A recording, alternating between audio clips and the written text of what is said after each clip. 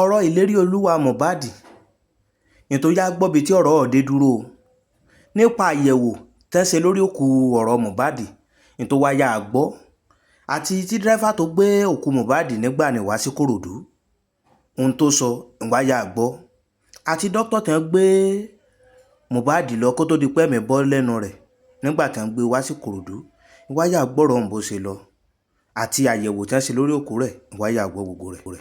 ọ̀rọ̀ Mohbad ẹ̀yin èèyàn inquest èyí tí wọ́n ṣe ní àná inquest tán ṣe lánàá driver tó wa Mohbad láti ìlú Ìkòròdú ó sọ àwọn ọ̀rọ̀ kan tó dẹ̀ ti fi àwọn òtítọ́ kan múlẹ̀ ẹ má dẹ̀ gbàgbé àná yìí náà ni wọ́n ka toxicology result àti kí ni wọ́n ń pè autopsy ṣùgbọ́n autopsy yẹn ó ti fa oríṣiríṣi ọ̀rọ̀ táwọn èèyàn ń sọ nígboro àti toxicology látàrí àwọn nǹkan tí wọ́n sọ tó jẹ́ pé wọ́n ní wọ́n lè ascertain náà ṣùgbọ́n àwọn nǹkan kan wà tí wọ́n sọ tán ní ó yàtọ̀ sí ti tẹ́lẹ̀ tí ó jẹ́ kó yé wa ṣùgbọ́n result yẹn ò tẹ́ ọ̀pọ̀lọpọ̀ àwọn èèyàn lọ́rùn pé bí ìgbà tí ṣe bí ìgbà táwọn ìjọba náà ka tiwọn it's roughly the same thing ni ìyẹn ìkan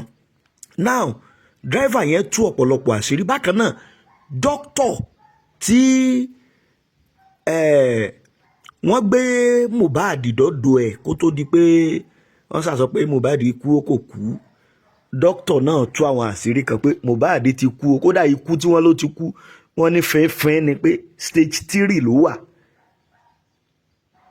doctor dẹ̀ tún tú àwọn àṣírí kan ṣùgbọ́n kí ló ṣẹlẹ̀ gangan ní inquest ní àná ẹ jẹ́ kí n fún ẹ̀yin torí ẹ̀yin tẹ́ bá ti rí wò rárá ẹ jẹ́ kí a jọ wò kẹ́yin náà mọ nǹkan tó ṣẹlẹ̀ ní inquest ìlú Ìkòròdú kẹ́ ẹ lè mọ̀ lánàá ìyẹn ìkan ṣùgbọ́n fọ́nrán kan ń bọ̀ tí mo fẹ́ mú wá lẹ́yìn eléyìí màá fẹ́ kẹ́yin èèyàn kájọ wò ṣẹ́rọ̀rọ̀ justice for Mohbad yìí àwọn ibì kan wà tó jẹ́ pé a fojú sí tá gbọ́dọ̀ fojú sí bẹ́ẹ̀ báyìí ṣùgbọ́n kí n tó mú yẹn wá ẹja ọkọjọ wo ohun tó ṣẹlẹ̀ ní inquest nílùú Ìkòròdú lánàá onílé. Well, the key takeaways from today's proceedings is that we now know through the testimony of the independent pathologist who carried out the second autopsy that there were certain tests that ought to be carried out, which was not covered in the first autopsy, which now reveals some other findings. And the most important takeaway is that the probable cause of death may be the reaction to the injection administered on the deceased. That is death. And this line of testimony was further corroborated by the medical doctor who attended to the deceased at the second facility, who also confirmed the death. Other takeaway from today's proceeding is that there was no love lost between the deceased and the wife. They were constantly correlated. The driver who drove them all through the process confirmed constant disagreements like cat and dog between husband and wife, leading to the wife calling all kinds of abuses on the deceased. We also confirmed today that the deceased sustained injuries by knocking his hand on the door in an attempt to,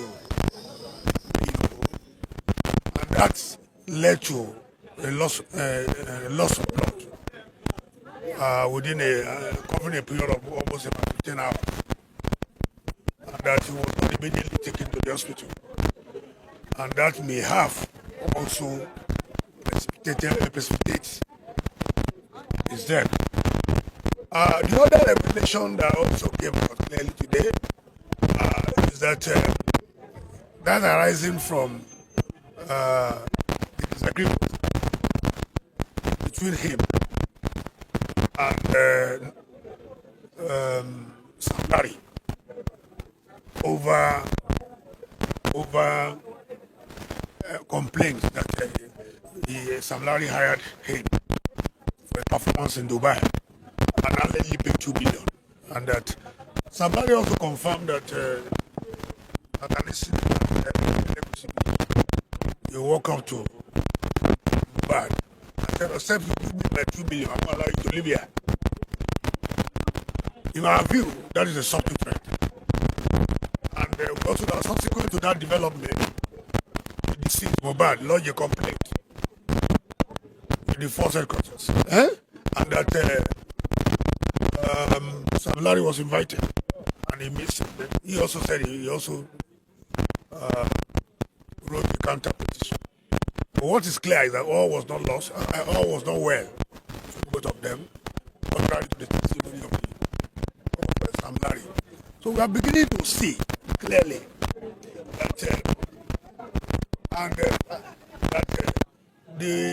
that the health situation of late Mohbad was not properly managed before his death, and all those around him have participation to answer, including the wife, as to their role in orchestrating the death of the deceased. And whether the alleged threats of Sam Larry contributed to death, direct or indirect, it's a matter of conjecture. It is how the coroner then decides to see that threat, and how far it works on the emotional state of health of the deceased. Above all, we had testimony from 4 witnesses today. The independent pathologist who is here to be cross-examined, the driver, and then the Sam Larry himself, and then the doctor who attended to him at the second facility. We are now beginning to see clearly that, and we also know that he didn't die as a result of drug abuse. I think that clarification came out clearly in the testimony of the pathologist who conducted the second autopsy. And all through the proceedings, we must commend the composure of the coroner, the patience of the coroner, who listened to and even gave the audience opportunity to ask questions.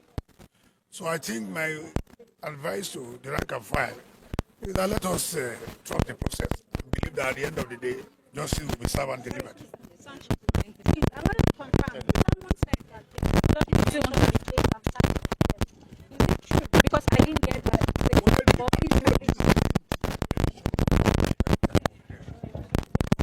The pathologist relied on a lot of materials, including the first autopsy carried out, and some other circumstances and information are made available to him.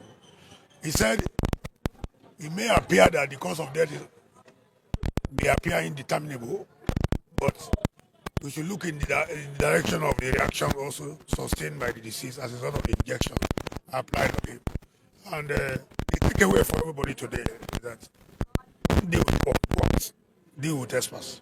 Pathologist, that is àwọn tó ṣe autopsy second one, and the doctor also wọ́n sọ ti òtítọ́ tiwọn náà, which we all believe.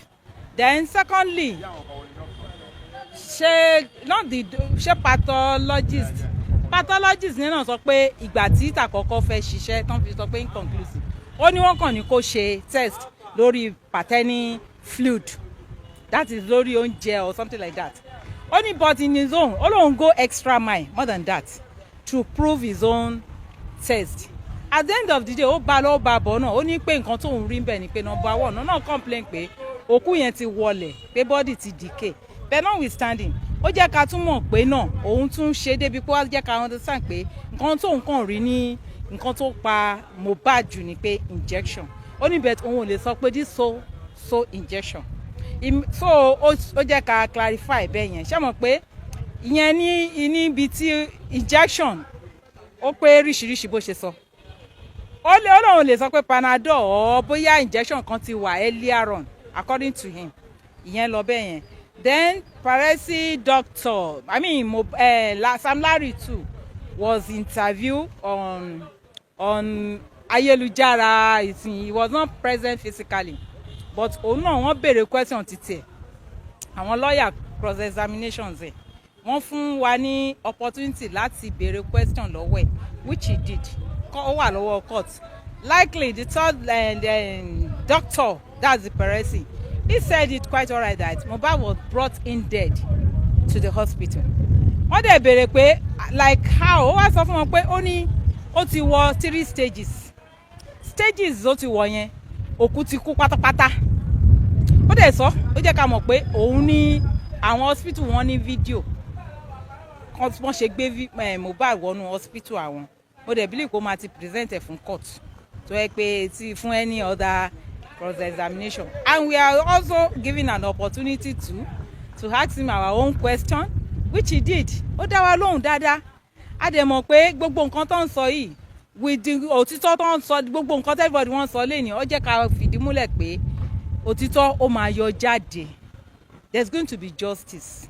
The justice in the sense that now ni pé Sam Larry wá sọ fún wa pé tá bá fẹ́ get justice àwọn tó wà pẹ̀lú Mohbad 24 hours 12 hours títí the last minute ó lóun nìkan dìmú which according to the doctors náà doctor náà òun ò ṣe spirit òun ò sí bẹ́ẹ̀ nígbà tó kú but wọ́n ṣe gbé wá fún àwọn rí pé ó ti kú but circumstances tó lead ẹ̀ náà wọ́n sọ pé àwọn tó tún wà ń bẹ́ẹ̀ náà làwọn náà tún lè béèrè pé okay how come because wọ́n kàn sọ pé ó kàn suddenly ó slump ó kú so but nǹkan táwọn rí ń bẹ̀ doctor jẹ́ kan understand pé ó lè jẹ́ as minister of drug or any other things but in my own perspective now ni pé tèmi rí ni pé doctor ti sọ tiwọn everybody ti sọ titi wọn àwa eyewitnesses mo tún béèrè personally by me I asked the doctor the driver driver náà tún wá yẹn náà sọ títí ẹ náà òun wá sọ ó ní pé Mohbad àtìyàwó ẹ̀ wọ́n jà ọkùnrin ẹ̀gbọ́n ò gbọ́ Yorùbá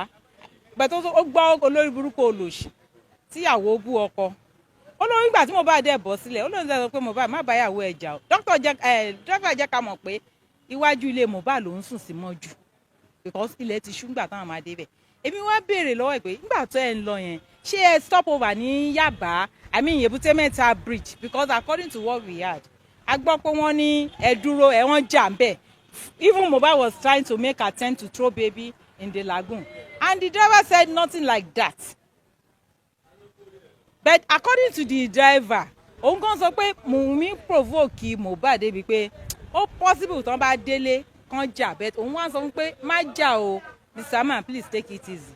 Ó ní ọjọ́ kejì gan ni Wunmi tán sanwó glass ó lè jẹ́ ká understand pé Mohbad bá fọwọ́ gún glass lóòótọ́ pé ẹ̀jẹ̀ ṣẹlẹ̀ so pé òun dẹ̀ ní káwọn yà lọ hospital gbogbo wọn sọ so therefore kan táwa rí ní court arígbọ́ lè ní nìyẹn o so bó ṣe jẹ́ nìyẹn my dear people of Nigeria o àtẹ̀yìntẹ̀ wà ní diaspora o so a ní ríru eléyìí o Ọlọ́run á dẹ̀ bá wa tún Nàìjíríà ṣe o so we want to be very transparent thank to the Nigerian justice àwọn ará kóòtù náà àwọn kan adúpẹ́ o wọ́n fún Àjọkẹ́ là ń jẹ́ Alájà Àjọkẹ́ so wọ́n fún wa ní opportunity láti béèrè series of questions which we did and tó bá jẹ́ bẹ́ẹ̀ ni níwà violence ní disrupt wọ́n fún wa ní ikú títì we have right to speak to talk and which the honourable court did to us so bóyá jẹ́ nìyẹn. lórí pé